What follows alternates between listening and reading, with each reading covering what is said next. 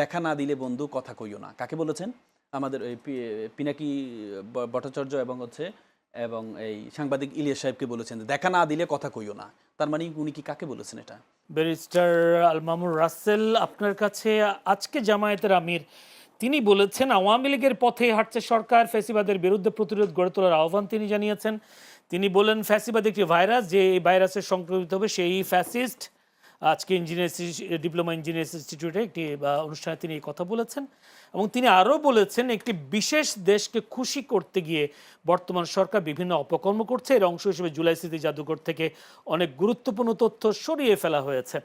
আমার প্রশ্ন হলো, আমরা দেখলাম তার এই বক্তব্য আওয়ামী লীগের পথে হাঁটছে সরকার, কিন্তু আমরা যখন সংসদে দেখি, যদি বলি রাষ্ট্রপতি নির্বাচনের পর রাষ্ট্রপতিকে কোলাকুলি করে কানে কানে অনেকক্ষণ ধরে জড়িয়ে রেখে কথাবার্তা বলা, তাহলে বিএনপি যদি ফেসিবাদের পথেই হাঁটে তাহলে তাদের এত গলাগলি কেন?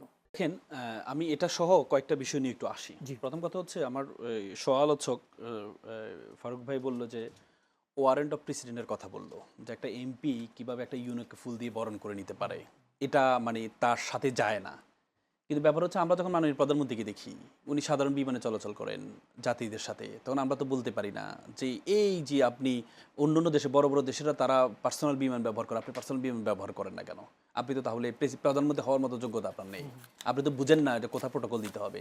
কয়েকদিন আগে প্রধানমন্ত্রী শিক্ষককে স্টেজ থেকে নেমে এনে পুরস্কার দিচ্ছেন, আবার নিজে নিজে বোতল উঠাচ্ছেন, আবার কোথাও ময়লা হলে পরিষ্কার করছেন। মানে আমরা তো তখন এটাকে বলি ডাউন টু আর্থ মেন্টালিটি, মানে ওনার মানবিক চিন্তাভাবনা বা এটাকে প্রশংসা করছি।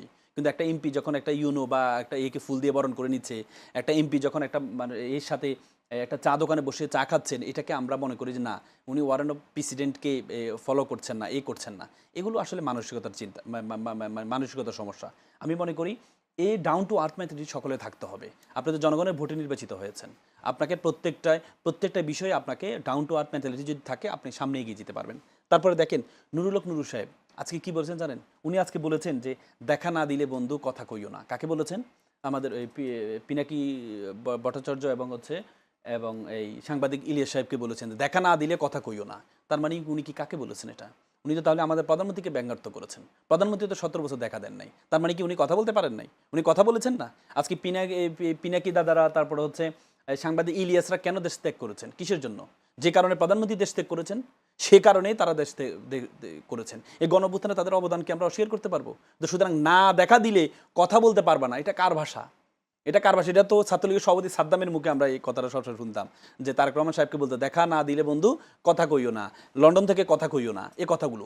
তাহলে এই যে চিন্তা ভাবনাগুলো আপনি বারবার, আমি মনে করি দেখেন, বারবার নুরুল হক নুরু সাহেবের যে চিন্তা ভাবনা, যে মেন্টালিটি, এখন যে আক্রোশ, বলেছে যে আয়তদিন গুপ্ত ছিল, গুপ্ত রেখে দিব, এই যে আক্রমণাত্মক বিষয়গুলো, আমি মনে করি দেখেন, আমরা বলে না যে হাতি ঘোড়া গেল চল, সামসিকা বলে কত চল, এগুলো বলে আলটিমেটলি এরশাদ হওয়ার চেষ্টা করবেন না। আপনি যদি এই চিন্তা ভাবনা করেন, আওয়ামী লীগ তো অনেক চেষ্টা করেছেন, সর্বশেষ নিষিদ্ধ করেছে। তো সুতরাং আপনি জামাতকে নিষিদ্ধ করে জামাতকে উৎখাত করে দিবেন, একটা বিরোধী দল বর্তমানে, আপনি উৎখাত করে দিবেন, আপনি জনমত তৈরি করে আপনি নিষিদ্ধ করবেন। জনমত তো 11 দলের জনমত তৈরি করে তো 3 আগস্টে জামাতকে নিষিদ্ধ করা হয়েছে। 2 দিনের মাথায় তো কে নিষিদ্ধ হয়ে গেছে। এখন কথা, যারা নিষিদ্ধ করতে চায় তাদেরকে ইতিহাস থেকে শিক্ষা নিতে হবে, যে নিষিদ্ধ করতে যায় নিজেরা আবার পার্মানেন্টলি নিষিদ্ধ হয়ে যায় কিনা, এটা একটা বিষয়। তারপরে দেখেন, ডাক্তার শফিকুর রহমান সাহেব উনি বারবার বলছেন যে আমাদের বর্তমান সরকার, আমরা বারবার ফ্যাসিজমকে ভয় পাই, কারণ 17-18 বছর আমরা এটা দেখেছি। কিন্তু ফ্যাসিজমের আলামত যখন, সিমটম যখন আমরা বিভিন্ন সরকারের দেখতে পাই, আমরা কি দেখতে না পাই? আমরা দেখেছি কথা বললে, কেউ একজন কথা বলেছেন, পরবর্তীতে আন্দোলন করে তার চোখ উপড়ে ফেলা হয়েছে। এটা কিসের ভাষা? আমরা দেখেছি সিলেটে আপনি বালুর টাক বসিয়ে দেওয়া হয়েছে, তো শেখ হাসিনা তো বালুর টাক বসিয়ে দিতেন, এটা কিসের ভাষা? আপনি দেখেছেন শেখ হাসিনার আমলে এই বেগম জিয়ার গাড়ি বহরে হামলা হতো, এমপিদের গাড়ি বহরে হামলা হতো, এখনও তো এমপিদের গাড়ি বহরে হামলা হচ্ছে। তো কিসের ভাষা? এটা তো ফ্যাসিজমের ভাষা। আপনি দেখেছেন, আপনি বারবার বলেছেন যে সরকারি এবং রাষ্ট্রীয় প্রতিষ্ঠানে কখনো দলীয়করণ করবেন না, বারবার বলেছেন। আমাদের মির্জা ফখরুল ইসলাম আলমগীর সাহেব, আমি আপনাকে কোর্টের আনকোট করে বলছি, মির্জা ফখরুল ইসলাম আলমগীর সাহেব বলেছেন, টাইমস বলছি, 27 ফেব্রুয়ারি 2018 তিনি বলেছেন দেশের সব সাংবিধানিক প্রতিষ্ঠানে দলীয়করণ করা হয়েছে।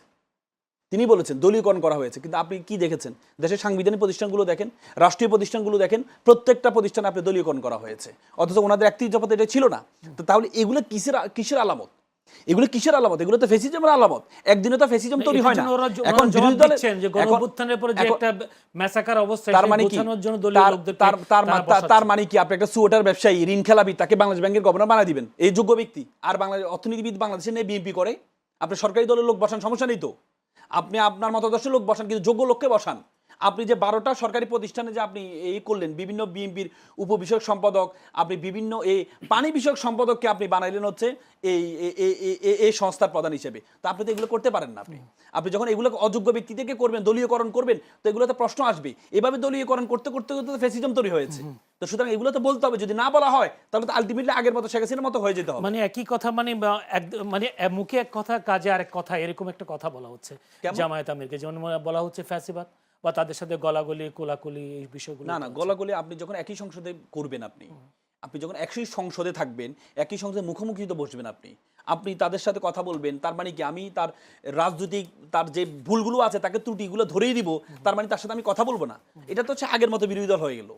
আগের মতো বিরোধী দল তো এমন ছিল যে কেউ কাউকে দেখবেই না। এটা তো বাংলাদেশে আমরা আশা করি না। নতুন বাংলাদেশে এই গণঅভ্যুত্থানের পর বাংলাদেশে আমরা এটা আশা করি না। আমরা মনে করি গঠনমূলক সমালোচনা হবে। আপনি প্রথমে ইন্ডিয়া, প্রত্যেকটা সরকারের প্রধান ইন্ডিয়া সফর করতো, আপনি গেছেন চায়না সফরে। এই জন্য বিরোধী দল এটা ধন্যবাদ জ্ঞাপন করেছেন সংসদে। এটা তো সৌন্দর্যতা।